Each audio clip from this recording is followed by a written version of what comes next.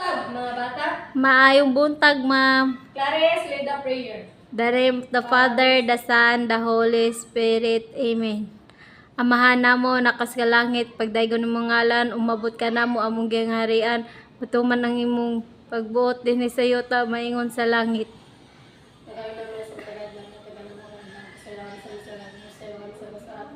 Hindi mo gamit ito sa mga mga sounds ko. Amen. Father, the Son, the Holy Spirit. Amen. So, karon mag-check out attendance.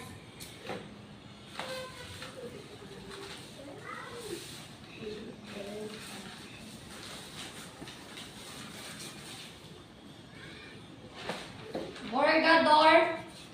Present, ma'am. So, I think all are present. So, karon, ikatlay. Karon, nata activity buhaton. Ang atong activity kay tag-ana ni. So, na ko'y picture ipakita ninyo. So, dara ang picture. Okay, tag-ana. Newspaper. So, very good. Karon, atong topic kay about sa bahin sa mga mantalaan. So, unsa man ang bahin sa mantalaan? Ang topic karon kay mga bahin sa mantalaan. So, ang bahin sa mantalaan, ang mga bahin sa mantalaan naghatag kanato og mga kasayuran sa atong palibot ug mga bagong impormasyon sa mga panghitabo nga tagadlaw. So, nani siya pito ka buok bahin sa mantalaan. Ang una kay news page. Dira ang news page. So, ang news page, ang unang bahin na mabasa ang importanteng mga balita sa mga adlaw. So, diri makita sa unahan sa newspaper. So, ikaduha kay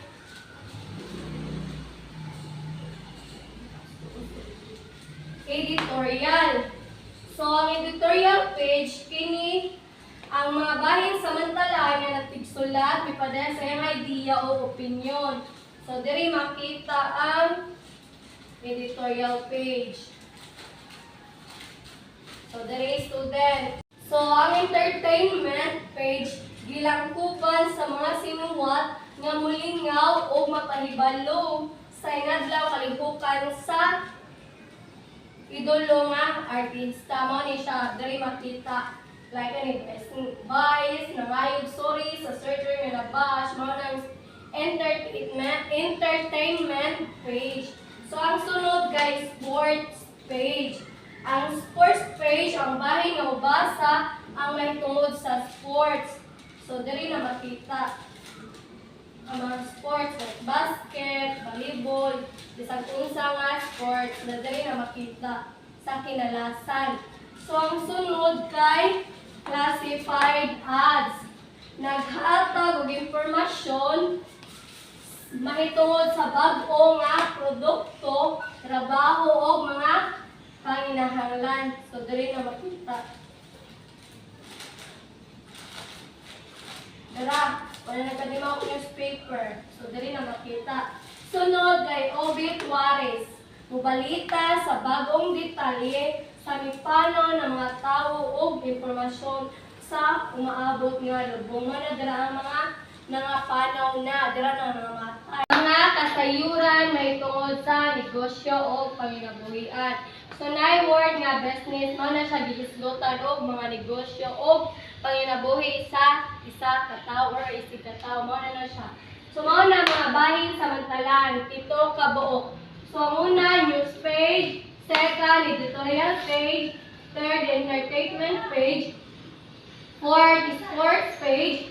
5, classified ads. 6, obituaries. 7, business section. So, karon natin activity buhaton. Manang ta sa atong topic or discussion na may pabuhat ninyo nga activity.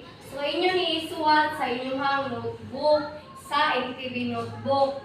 So, ang instruction, basaha ang matag kapayag kung lingini ang letras sa hustong tubag. So, ang kuana ni kopyaha o ansere. So, tagaan ka mong time na mag-answer mga 30 minutes. Sumana mo. Ngayon, pass na ko. Na mo yung assignment buhaton. So, ipass din ninyo in sunod klase.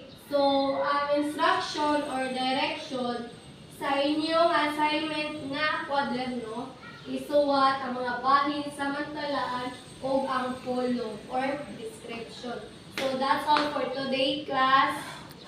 Class, Goodbye, ma'am. so see you sunod klase or next meeting. So, that's all for today.